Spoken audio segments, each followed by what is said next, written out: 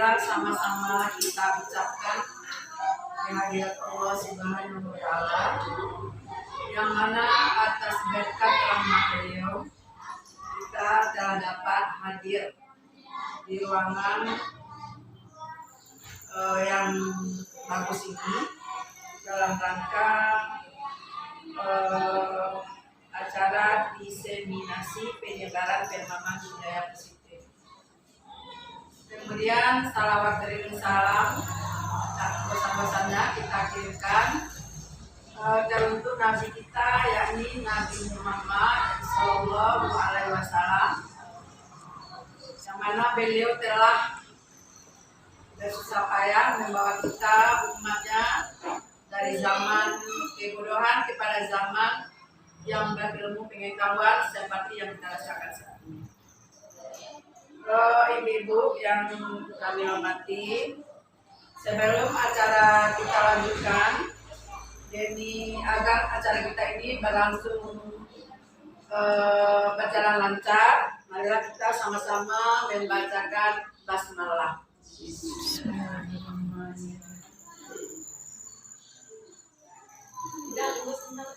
Baiklah, kita masuk ke acara yang pertama, yaitu kata sambutan dari Kepala Sekolah SDN 18 Soklawe kepada Ibu Yulismar, SPD. Waktu dan tempat kami silakan. Warahmatullahi wabarakatuh.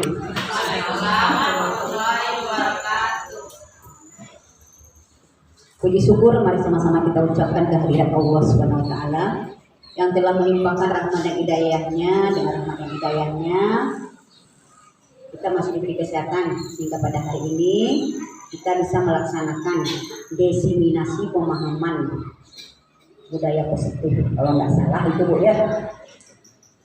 Selanjutnya salawat serta salam semoga tetap tercurah kepada junjungan Nabi besar kita yaitu Nabi Muhammad Sallallahu Alaihi Wasallam. Allahumma shalli ala sayyidina Muhammad wa ala ali sayyidina Muhammad. Sedikit yang akan kami sampaikan bahwasanya di sekolah kita sudah ada salah satu calon guru penggerak atau CGP angkatan 9. Nah, sekarang sudah masuk calon guru penggerak angkatan 11. Dengan banyaknya suatu sekolah itu masuk sebagai calon guru penggerak, itu akan meningkat nilai rapor mutu kita. Kemarin nilai rapor mutu kita merah karena kita tidak memiliki calon guru penggerak, tidak memiliki guru penggerak. Kita sebagai hanya memberikan semangat kepada mereka-mereka itu. Nah, jadi mungkin itu yang bisa saya sampaikan ya Bu ya, masalah guru penggerak ini. Selain guru penggerak ada pula sekolah penggerak Bu. Kalau yang kita nih guru penggerak, kalau kita belum memiliki sekolah penggerak. Dan hanya yang bisa kami sampaikan dan kami tutup dengan mengucapkan wabillahi taufiq wal hidayah. Assalamualaikum warahmatullahi wabarakatuh. Waalaikumsalam warahmatullahi wabarakatuh. Acara selanjutnya penyampaian materi budaya positif oleh calon guru penggerak angkatan 9 kepada teman kita, anak kita, Nurlis Hermina. Silakan. Assalamualaikum warahmatullahi wabarakatuh. Waalaikumsalam warahmatullahi wabarakatuh. Alhamdulillah, birabbil alamin. Puji syukur kita ucapkan kepada Allah Subhanahu wa Ta'ala yang telah melimpahkan rahmat dan karunia-Nya kepada kita bersama sehingga kita bisa hadir di dalam ruangan ini dalam rangka kegiatan menambah ilmu pengetahuan. Selanjutnya, selawat dari salam tidak lupa kita untukkan dan kirimkan buat junjungan kita, yakni Nabi Muhammad Sallallahu Alaihi Wasallam. Allahumma sholli ala Muhammad wa ala ali Muhammad. Yang sama kita hormati Ibu Kepala Sekolah SDN 18 Soklawe. Selanjutnya Ibu-ibu peserta diseminasi penyebaran pemahaman budaya positif yang hadir pada hari ini.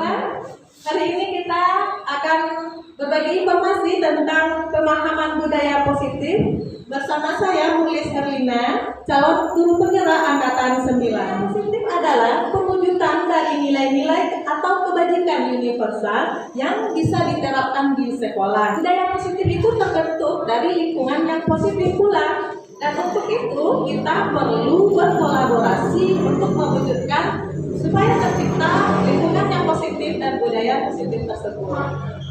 Lingkungan yang positif sangat diperlukan agar pembelajaran yang terjadi adalah pembelajaran yang berpihak kepada murid.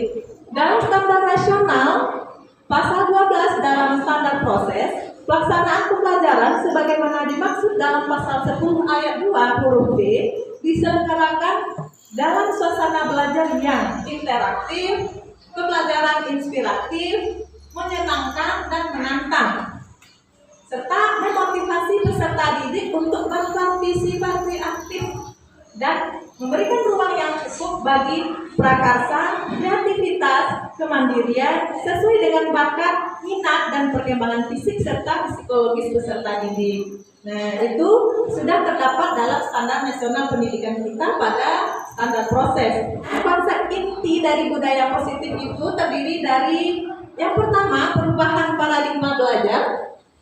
Yang kedua, disiplin positif. Yang ketiga, kebutuhan dasar. 4, motivasi perilaku manusia. 5, posisi kontrol. 6, restitusi. 7, keyakinan kelas. 8, segitiga restitusi. Nah, itulah ibu-ibu semuanya yang akan kita pelajari dan berbagi informasi pada hari ini.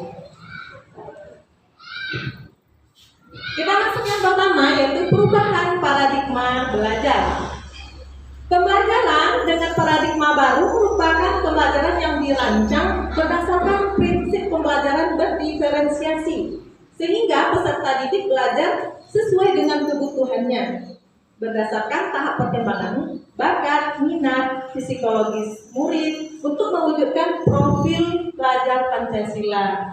Seperti yang ibu-ibu ketahui bahwa pembelajaran berdiferensiasi itu maksudnya pembelajaran yang berbeda-beda karena terdiri dari mana saja perbedaannya, bisa dari bakat, dari gaya belajarnya siswa, dan untuk itu kita sebagai guru juga perlu memenuhi kebutuhan tersebut supaya apa? Supaya tercipta pembelajaran yang berpihak kepada murid. Pembelajaran yang berpihak kepada murid itu artinya pembelajaran yang mengutamakan murid. Profil pelajar Pancasila yang akan diwujudkan ada 6. Yang pertama, beriman, bertakwa kepada Tuhan Yang Maha Esa, dan berakhlak mulia. Nah, itu sesuai dengan visi sekolah kita itu yang akan diwujudkan bersama murid. Yang kedua yaitu berkebinekaan global. Ya, artinya murid-murid kita itu mempunyai pengetahuan secara global. Ketiga, murid yang mandiri. Nah, kita butuh membentuk murid-murid yang mandiri. Artinya bisa bertanggung jawab dengan apa yang dilakukannya tersebut. Selanjutnya, murid yang bergotong royong. Nah, terkadang itulah yang kurang saat sekarang kan, sesuai dengan perkembangan teknologi, sibuk dengan HP sehingga anak-anak kita itu sibuk pula dengan HP sehingga jiwa gotong royongnya itu menjadi kurang. Nah, dan itulah yang akan kita bangkitkan kembali, bangun kembali bersama murid-murid kita.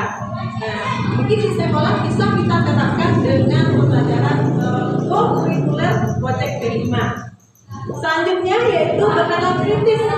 Murid-murid yang bernalar kritis. Selanjutnya kreatif, ya murid-murid yang kreatif dan inovatif.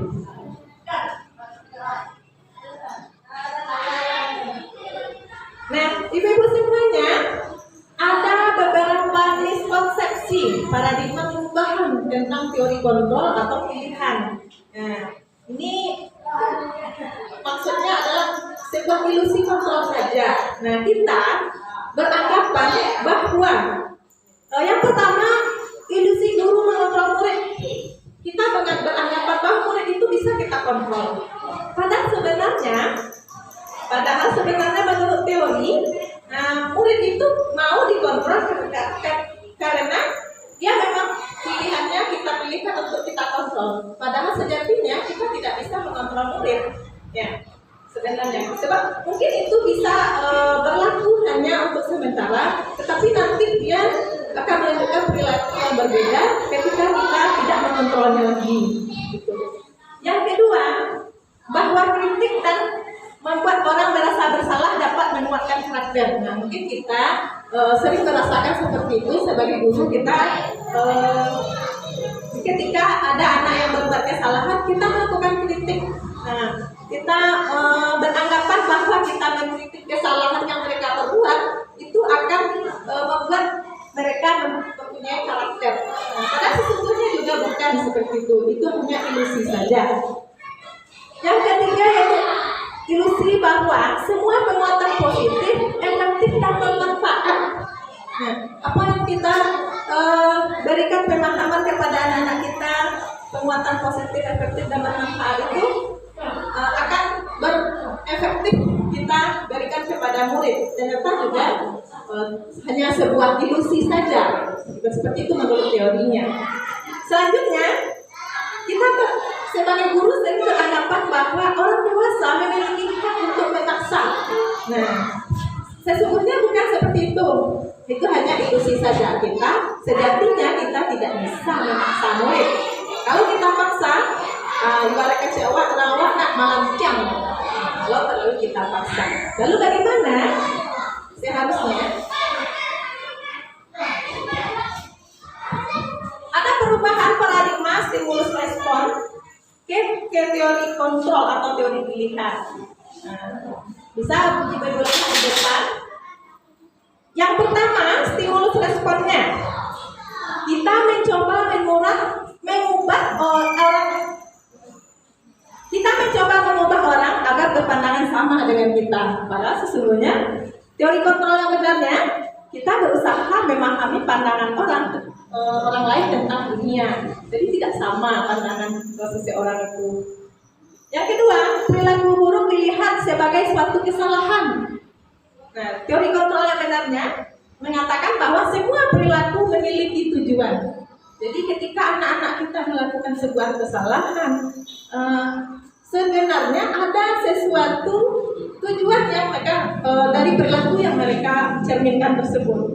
Nah, disitulah kita sebagai guru perlu memahami apa sebenarnya perilaku anak kita tersebut. Tujuan mereka berbuat seperti itu apa kira-kira.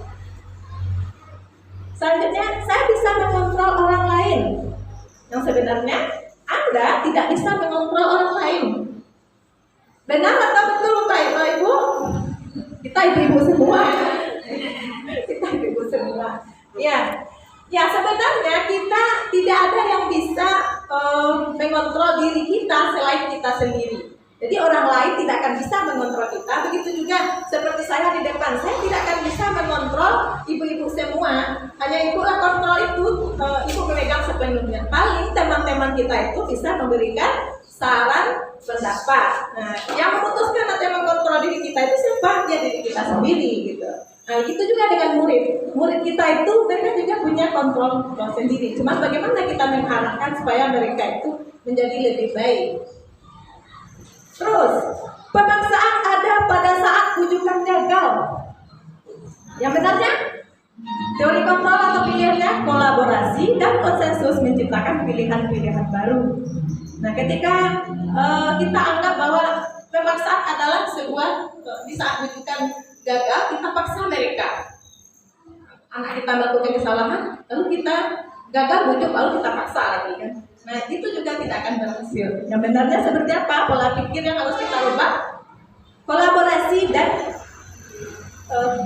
konsensus menciptakan pilihan-pilihan baru. Konsensus itu artinya membuat kesepakatan dengan siswa kita. Kita berdialog dengan siswa kita, berdiskusi, mengajaknya berbicara dari hati ke hati, sampai menemukan solusi. Selanjutnya, modal berpikir menang kalah. Nah, kalau stimulus responnya, memang kalah kalau kita dengan siswa kita, guru memang siswa kalah ketika melakukan kesalahan. Yang benarnya teori kontrolnya adalah model berpikir menang-menang. Jadi kita menang, murid pun merasa menang. Meskipun murid kita itu dalam posisi yang salah, tetapi karena perkataan kita tadi sifatnya memotivasi, bisa kata-kata itu dia terasa menjadi menang pula gitu dengan apa yang kita katakan. Kedua, disiplin positif. Disiplin berasal dari kata disiplina yang artinya belajar. Konotasi lainnya ialah disiplin diri. Seseorang yang memiliki disiplin diri artinya bisa bertanggung jawab terhadap apa yang dilakukannya berdasarkan nilai-nilai kebajikan universal yang memiliki motivasi intrinsik bukan ekstrinsik. Maksudnya anak-anak itu melakukan sesuatu perubahan atau perilaku itu adalah karena perubahan dari motivasi dari dalam dirinya, bukan dari luar, Ya. Kita sering mengatakan menghubungkan kata disiplin itu seperti peraturan, hukuman. Ya, padahal disiplin positif itu berbeda, bukanlah yang dimaksud bukan memberi hukuman, bukan terkait dengan peraturan-peraturan atau paksaan. Yang benarnya karena disiplin dalam makna belajar ialah disiplin positif yang memiliki motivasi internal, maksudnya motivasi dari dalam diri murid kita itu yang munculnya gitu. Jadi kalau seperti itu gagal bagaimana? Nah, memberi hukuman adalah pilihan yang benar-benar terakhir, solusi terakhir, alternatif. Kalau bisa jangan kita lakukan memberi hukuman itu. Karena menurut teorinya, secara teori keberhasilannya itu sangat tipis. Lanjut tentang nilai-nilai kebajikan universal.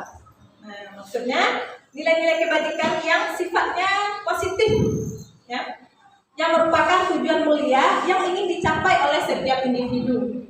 Nilai-nilai tersebut bersifat universal dalam lintas bahasa, suku, bangsa, agama maupun latar belakang. Maksudnya itu nilai-nilai kebajikan universal tadi adalah nilai-nilai yang umum tanpa membedakan antara suku dengan agama peserta didik kita.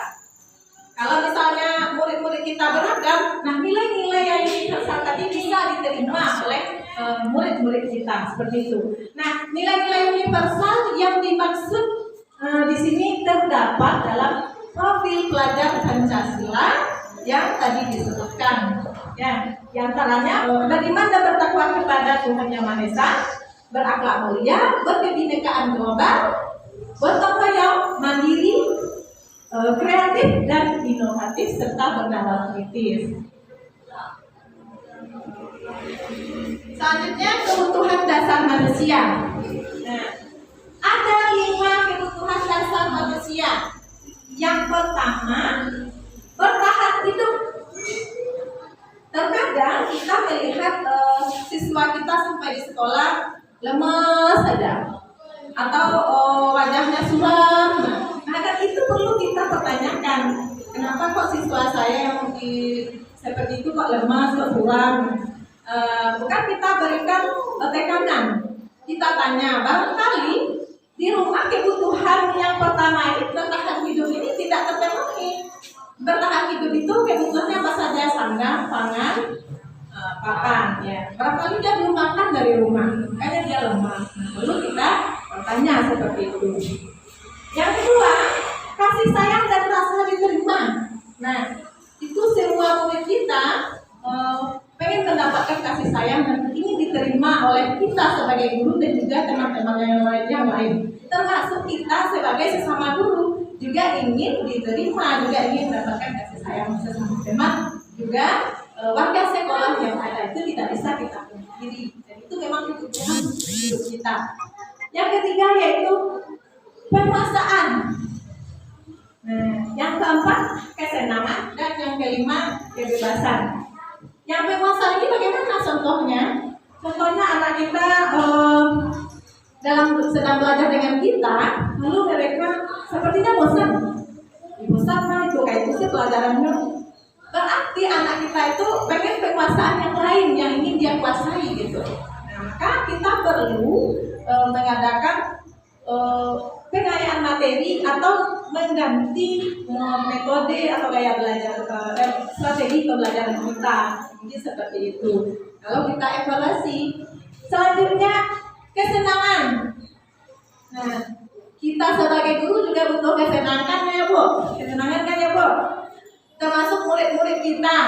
Nah, jadi sebagai guru kita mungkin yang biasanya kita memberikan metode pembelajaran atau strategi dengan metode ceramah saja sehingga membuat anak-anak itu jenuh. Nah, maka berangsur-angsur kita kreatif pula memperbaharui metode pembelajaran yang menyenangkan buat anak-anak kita. Apalagi murid-murid sekolah dasar, mereka lebih senang seperti bernyanyi, ada pelajaran yang tepuk tangannya, nah mereka seperti itu senang. Jadi kalau sudah murid itu senang, insya Allah pelajaran itu akan mudah diserap oleh murid-murid kita. Selanjutnya kebebasan. Nah, kebebasan di sini maksudnya murid kita itu mempunyai kebebasan dalam belajar. Nah, kita pun juga mempunyai kebebasan untuk mengajar mereka tanpa ada tekanan manapun.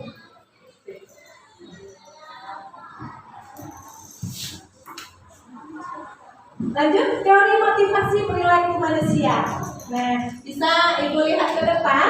Yang pertama, untuk menghindari ketidaknyamanan atau hukuman. Jadi ada siswa kita melakukan sesuatu itu dia hanya karena menghindari ketidaknyamanan atau hukuman saja. Malah betul aku dihukum, jangan bawa capek-capek sedih. Nah, kalau seperti itu motivasi dari luar, dari ekstrinsipnya, bukan dari dalam. Yang kedua, untuk mendapatkan imbalan atau penghargaan dari orang lain atau institusi. Nah, kalau seperti ini murid kita melakukan, jadi dia melakukan seperti itu karena kita beri penghargaan saja. Kalau tidak ada penghargaan, maka akan lain ceritanya, mereka tidak akan mau lagi, malas karena tidak ada hadiahnya. Nah, jadi jangan kita iming-imingi, termasuk anak kita di rumah, kita iming-imingi. Kalau dapat pelajaran matematika, ibu kasih uang 10.000. Anak berbagai ya, maka dia termotivasi untuk belajar. Tetapi mungkin di saat itu jangka pendek efektif, tapi jangka panjang tidak. Mereka akan merasa kalau tidak ada uang, tidak ada hadiah, maka motivasinya tidak akan baik lagi. Tidak mau dia belajar. Jadi perlu juga kita menerapkan motivasi perilaku ini. Selanjutnya, nah ini motivasi yang paling baik yaitu menghargai diri sendiri. Nah, jadi inilah yang dimaksud motivasi internal dari dalam diri murid kita tersebut. Jadi dia melakukan sesuatu itu mau ada hadiah, mau ada hukuman. Nah, dia melakukannya sudah karena keyakinan yang dia miliki, karena dirinya sendiri. Nah, mengatakan itu untuk menghargai dirinya dan juga orang lain. Dia sudah melakukan seperti itu. Kalau murid kita berpola pikir seperti itu, alhamdulillah motivasinya sudah bagus. Dia mau membaca ayat, itu karena memang dirinya, bukan karena orang lain atau takut dihukum atau takut nilai PAI-nya rendah, bukan seperti itu.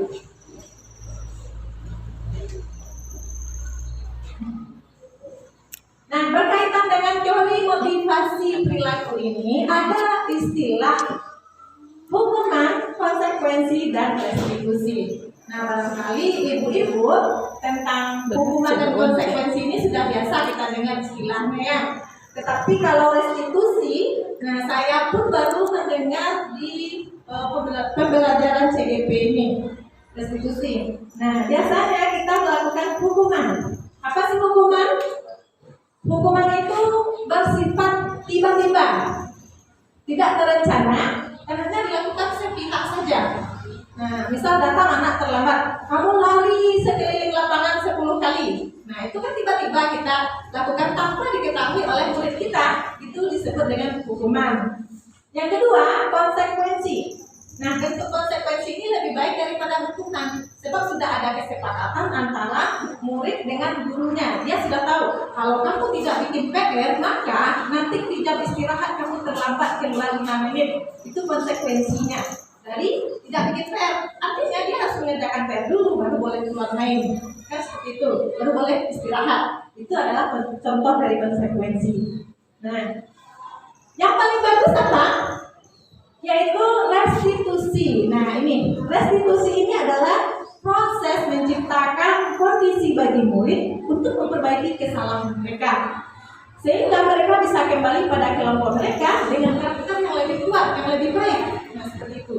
Jadi ketika anak-anak kita melakukan kesalahan, nah dengan pola restitusi inilah yang sebaiknya kita lakukan.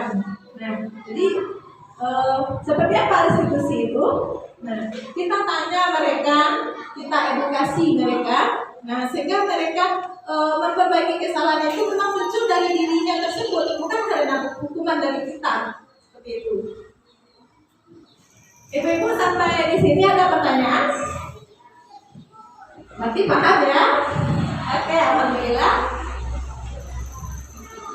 Nah, ini bisa ibu lihat di depan contoh-contoh dari hukuman dan konsekuensi. Nah, yang pertama, mencatat 100 kali di dalam buku tentang kalimat saya tidak akan terlambat lagi. Nah, mungkin pernah melakukan hal ini, ternyata itu adalah hukuman, ya, hukuman. Ya. Yang kedua, nah itu tidak boleh lagi dilakukan, Bu.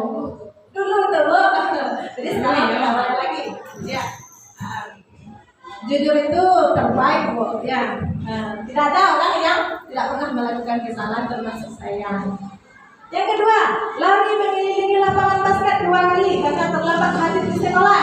Itu hukuman atau konsekuensi? Hukuman, iya.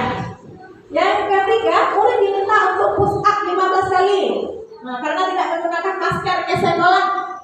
Nah, masih hukumannya. Yang konsekuensi, menggantikan kertas tugas teman yang telah dicoret-coret.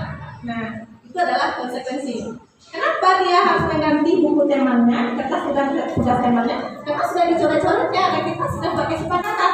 Kalau ada yang mencoret-coret buku, maka kamu harus seperti ini mengganti. Itu bagian dari konsekuensi. Oke, bisa ibu lihat saja di depan. Kita lanjut dulu. Nah, ini masih terkait dengan hukuman dan konsekuensi. Perbedaan antara hukuman dengan konsekuensi tadi. Kira-kira jauh berbeda atau sama? Banyak samanya, Bu? Jauh berbeda ya. Iya, jauh berbeda. Kalau hukuman sesuatu yang menyakitkan harus terjadi. Nah, apa itu? Hukuman itu kan biasanya ada 2. Yang pertama menyakiti fisik, yang kedua menyakiti secara verbal. Verbal itu maksudnya kata-kata. Ternyata kata-kata yang kita ucapkan itu jauh lebih sakit daripada hukuman fisik. Kalau hukuman fisik dicubit mungkin nanti sudah hilang. Tapi kalau kata-kata lama tinggal di hati murid kita, kan seperti itu. Lanjut kita ke posisi kontrol. Ini sudah metode yang keempat. Nah, yang keempat, oke, bagus. Hafal ibu lagu belajar Pancasila. Boleh kita lakukan sama-sama. Seperti ini, Bu. Belajar Pancasila, beriman dan bertakwa pada Tuhan yang esa dan berakhlak mulia, berkebinekaan orang, gotong royong mandiri, kreatif dan mengalah kritis. Itu. Ya, tepuk tangan dulu, Bu. Oke, posisi kontrol. Nah, ada 5 posisi kontrol guru. Yang pertama, penghukum. Nah, kita yang memberikan hukuman. Yang kedua, pembuat rasa bersalah. Nanti kita lihat ciri-cirinya ya, seperti apa sih yang penghukum, pembuat rasa bersalah itu seperti apa pula. Yang ketiga, sebagai teman. Yang keempat, sebagai pemantau. Yang kelima, sebagai manajer. 5 posisi kontrol. Nah, ini bisa ibu lihat di depan perbedaannya. Iya, Ibu silakan air dan snacknya diminum. Apa hukum? Biasanya orang yang main hukum itu suka menghardik, menunjuk-nunjuk ya. Nah, mungkin kita pernah melakukan itu. Menghardik, menunjuk-nunjuk. Nah, menyakiti, menyindir. Nah, sekarang tidak boleh lagi itu dilakukan. Kalau dulu kita pernah melakukan itu, mungkin kita tidak semudah membalikan telapak tangan ya perubahan itu, tapi berproses. Yang jelas kita punya niat untuk mengikuti proses itu berubah menjadi lebih baik. Nah, terus membuat orang merasa bersalah. Nah, ini gimana caranya? Kita memberikan ceramah, terus mengatakan, saya harusnya, ibu kecewa loh dengan perilaku kamu yang seperti ini. Nah, itu kita lakukan lebih lembut dari hukum. Kalau merasa bersalah ini, siswa kita akan merasa bersalah. Tetapi itu juga tidak efektif. Ya, dia akan merasa gagal selamanya. Dia merasa bersalah terus. Nah, ya, tetapi tidak efektif juga. Ya, terus teman, posisi teman, guru sebagai teman. Nah, ini apa ciri-cirinya? Membuatkan alasan-alasan untuk muridnya. Lalu, ayolah lakukan demi ibu. Nah, kita bisa melakukan seperti itu. Ayolah nak, lakukan demi ibu ya. Nah, kamu mau? Nah, kita aja anak-anak kita seperti itu. Berarti kita lebih terbuka sehingga murid kita juga lebih terbuka. Kita bisa berteman dengan murid. Nah, posisi kontrol yang selanjutnya itu pemantau. Pemantau ini ada tolak ukurnya. Nah, kata-katanya seperti apa? Mengikutkan mengukur ya, kata-katanya kira-kira seperti ini. Jika siswa kita melakukan kesalahan, apa peraturan sekolah kita? Kamu tahu? Belajar seperti itu pemantau. Lalu yang manajer. Nah, manajer ini adalah posisi kontrol guru yang terbaik. Yaitu dengan mengajukan pertanyaan-pertanyaan, apa yang kamu yakini? Nah, apa yang kamu yakini tentang kesepakatan kelas seperti itu.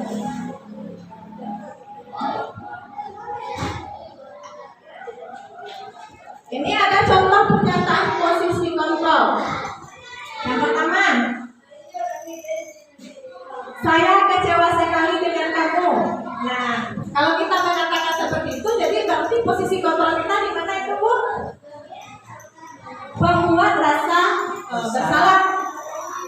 Terus, kalau yang kedua, kamu tidak pernah melakukannya.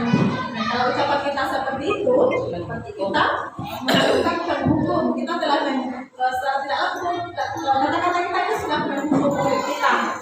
Nah, terus dalam menyelesaikan masalah kita sebagai teman, contohnya, ayolah lakukan demi ibu ya. Nah, seperti itu. Berarti itu posisi kita teman, ya bagus ibu. Terus, apakah kamu mau mendapatkan stiker bintang hari ini? Berarti itu Memantau. Nah, sebagai pemantau. Selanjutnya, nah ini posisi manajer. Kira-kira pertanyaannya seperti ini. Bagaimana kamu bisa menyelesaikan masalah ini? Jadi pertanyaan kita itu sudah mengarah kepada murid kita itu sendiri yang menemukan solusinya, bukan kita yang mencarikan solusi. Jadi posisi guru itu yang sebagai manajer ini hanya membantu siswa kita menggali potensinya, yang menemukan solusinya murid kita itu sendiri. Kita hanya mengarahkan pertanyaan-pertanyaan sehingga murid kita itu menemukan solusinya sendiri. Ini tadi yang restitusi. Nah, apa itu restitusi? Tadi sudah kita singgung sedikit. Yang pertama yaitu menciptakan kondisi bagi murid untuk memperbaiki kesalahan mereka sehingga mereka bisa kembali kepada kelompok mereka dengan karakter yang lebih kuat. Restitusi juga merupakan proses kolaboratif yang mengajarkan murid untuk mencari solusi untuk masalah mereka dan membantu murid berpikir tentang orang seperti apa yang mereka inginkan menjadi tujuan mulia dan bagaimana mereka harus memperlakukan orang lain. Nah, jadi ini lebih baik daripada hukum tadi dan konsekuensi, dan hukuman dan konsekuensi. Lalu apa ciri-ciri restitusi? Yang pertama, bukan untuk menebus kesalahan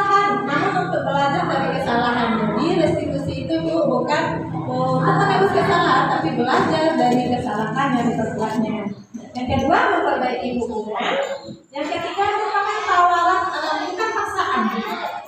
Keempat, restitusi menuntut untuk melihat ke dalam diri murid tersebut, dalam dirinya sendiri ketika melakukan sebuah kesalahan. Yang kelima, restitusi mencari kebutuhan dasar yang mendasari tindakan. 6. Restitusi diri adalah cara yang paling baik dalam menyelesaikan sebuah persoalan. Restitusi fokus pada solusi. Nah, jadi ciri-ciri restitusi ini fokus kepada solusi, bukan hukum atau konsekuensi tadi. Nah, 9. Restitusi mengembalikan murid yang berbuat salah pada kelompoknya.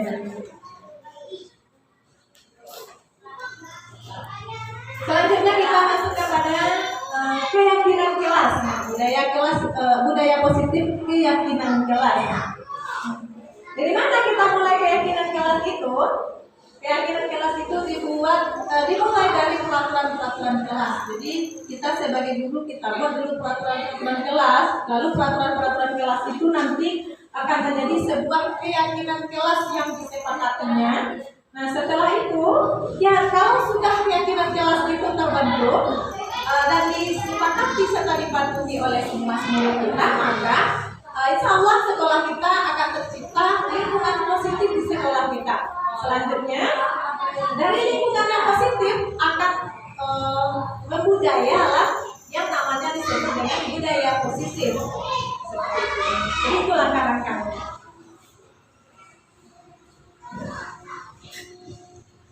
Mengapa tidak peraturan saja? Mengapa harus keyakinan kelas? Nah, ini.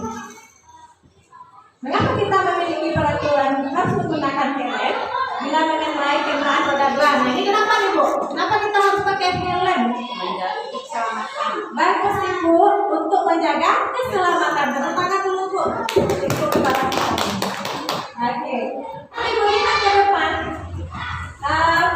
Ini yang mana yang keyakinan kelas, yang mana yang kesepakatan, yang keyakinan kelas yang mana kira-kira, Bu? Yang warna hijau atau yang warna putih? Dari penjelasan tadi kan kita sudah lihat tuh ciri-ciri keyakinan kelas seperti apa. Ya, yang mana yang merupakan keyakinan kelas di antara yang dua ini? Apakah yang warna hijau ini atau yang warna putih? Ya.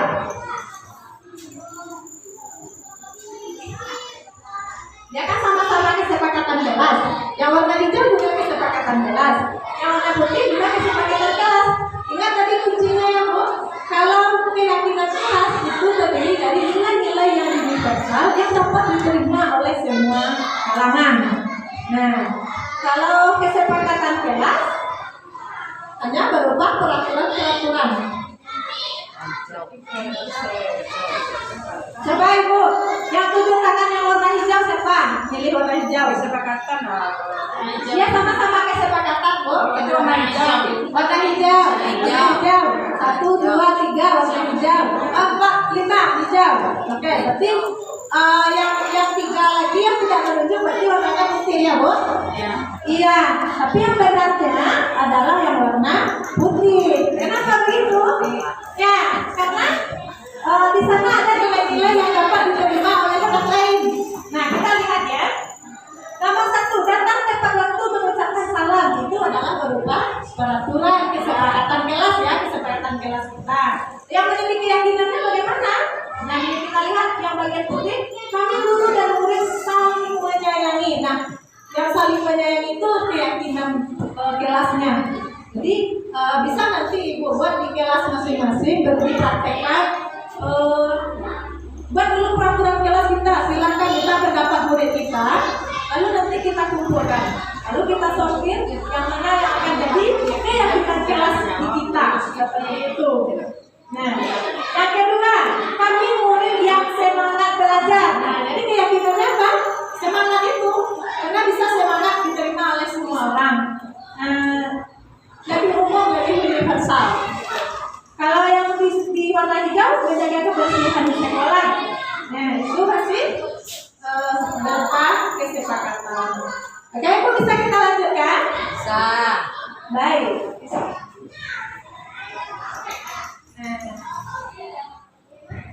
Ini perbedaan antara peraturan kelas kelas dengan keyakinan di kelas. Kalau peraturan contohnya kita buat di kelas selalu mengembalikan buku kepada tempatnya. Mungkin siswa kita akan membuat seperti itu. Nah, keyakinan kelasnya apa? Perilaku mengembalikan buku ke tempatnya itu keyakinannya adalah bertanggung jawab, bertanggung jawab. Nah, lalu dilarang mengganggu orang lain. Keyakinan kelasnya apa? Menghormati orang lain. Hadir di sekolah 15 menit sebelum pelajaran dimulai. Keyakinan kelasnya apa? Menghormati orang lain, berkomitmen, disiplin, masuk di sana. Dilarang melakukan kekerasan. Keyakinan kelasnya keselamatan, menghormati orang lain. Terus dilarang menggunakan narkoba. Keyakinannya kesehatan. Bergantian atau menunggu giliran. Nah, keyakinannya menghormati orang lain, bersabar. Gunakan masker untuk kesehatan dan keselamatan. Selanjutnya, ini yang terakhir, materi kita segitiga restitusi. Ini juga hal yang baru. Segitiga restitusi ini itu cara-cara menyelesaikan permasalahan yang dihadapi oleh murid atau yang kita hadapi dengan murid. Yang pertama, menstabilkan identitas. Yang kedua, validasi tindakan yang salah. Tiga, menanyakan keyakinan kelas. Seperti apa segitiga restitusi ini? Kalau yang pertama tadi adalah menstabilkan identitas. Nah, apa contoh kata-katanya?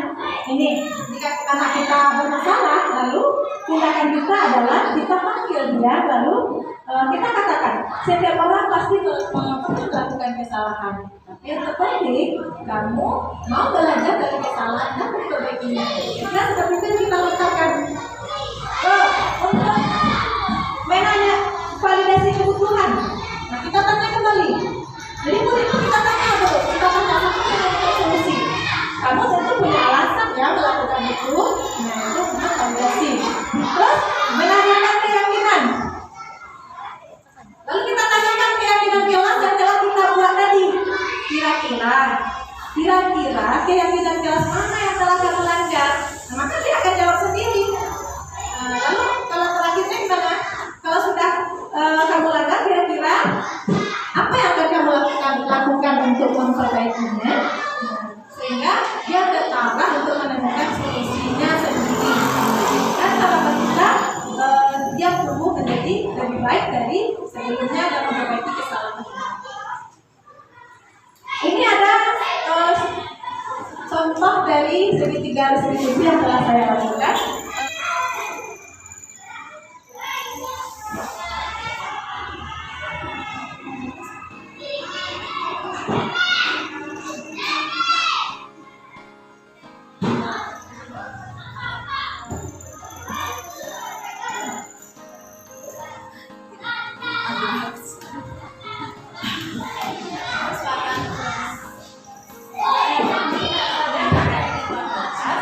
Tidak boleh dikatakan seperti tadi ya. Ya wajar lah kalau kesan adanya salah dalam posisi aura pasti akan melakukan hal yang sama. Lalu apa yang kamu lakukan terhadap Sidik? Orang memarahi Sidik dan melempar buku Sidik ya. Pasti kamu punya alasan kan melakukan hal Nah, tersebut. ini saya sedang melakukan praktek segitiga restitusi bersama Anda sangat menghargai tindakan murid kelas 3 ini. Namanya Aura. Nah, ketika itu dia kesal dengan temannya Sidik namanya yang tidak mau piket kelas. Kebetulan karena mendengar laporan itu langsung saja saya praktekkan restitusi ini.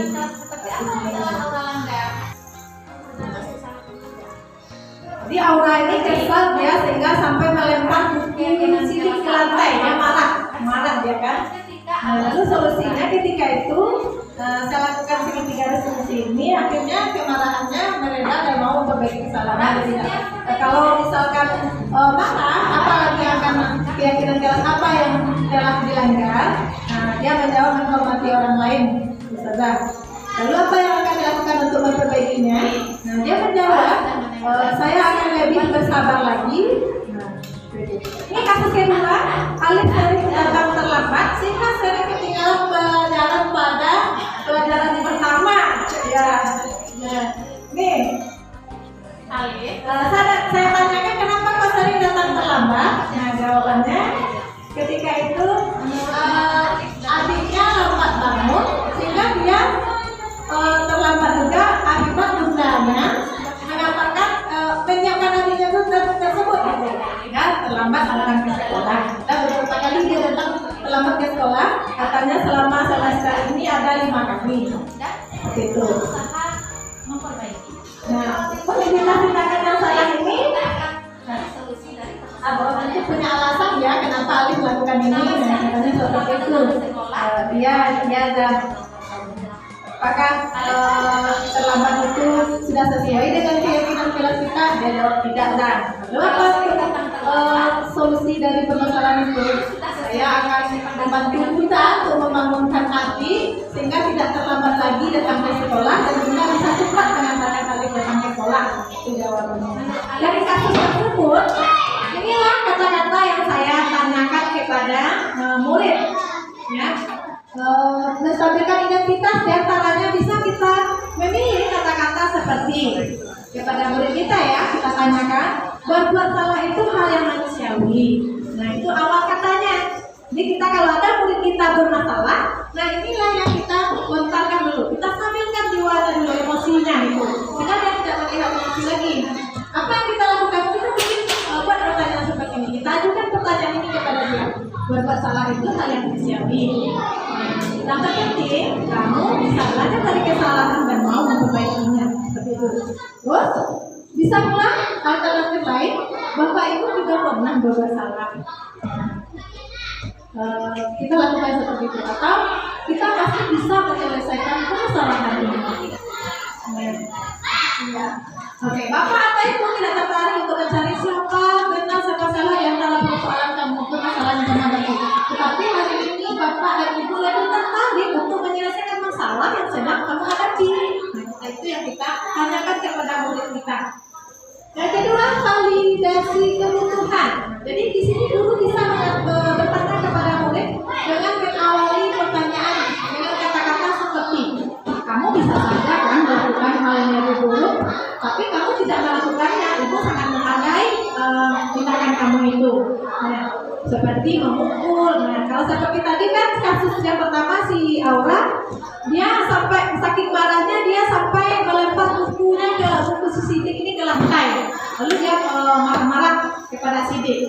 Nah, kita puji dia, kita katakan kepada dia, Ibu sangat menghargai apa tindakan kamu yang tidak melakukan hal lebih buruk dari itu lagi, seperti memukul dan hanya melempar buku ke lantai. Itu. Yang terakhir, menanyakan keyakinan kelas yang telah kita sepakati. Nah, contoh, apa nilai yang kita percaya di kelas atau sekolah kita? Nah, maka dia akan jawab sendiri. Lalu, kelas yang ideal itu seperti apa sih? Kita tanyakan kata-kata ini kepada murid. Maka dia akan jawab.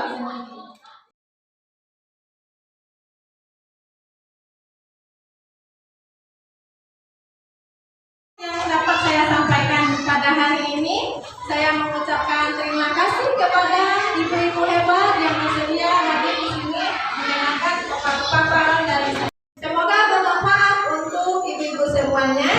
Salam guru hebat. Salam guru hebat.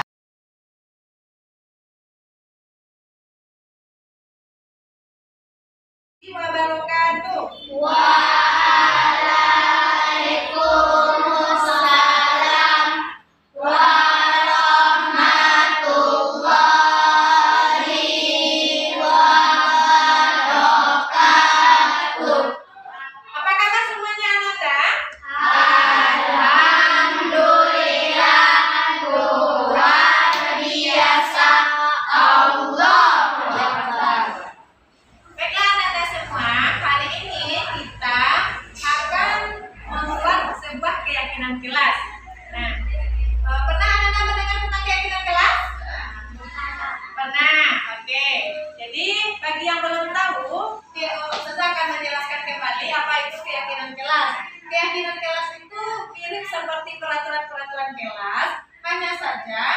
keyakinan kelas itu adalah nilai-nilai kebaikan yang kita butuhkan di kelas ini yang lebih umum dan bisa diterima oleh semua warga kelas 6 di sini.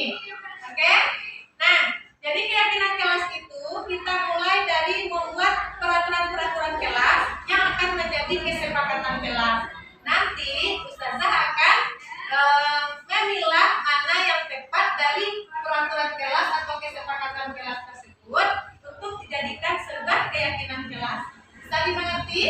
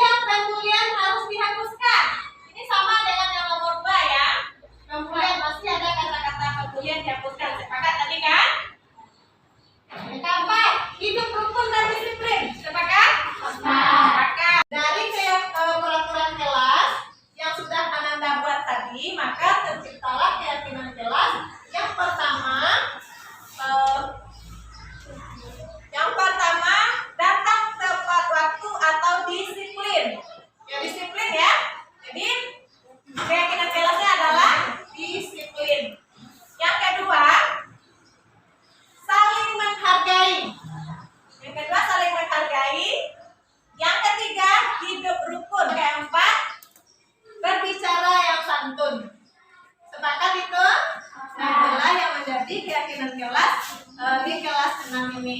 Peraturannya banyak tadi ya. Dari peraturan itu lahirlah sebuah keyakinan kelas. Oke, sampai di sini keyakinan kelas sudah kita sepakati. Kita ucapkan hamdalah.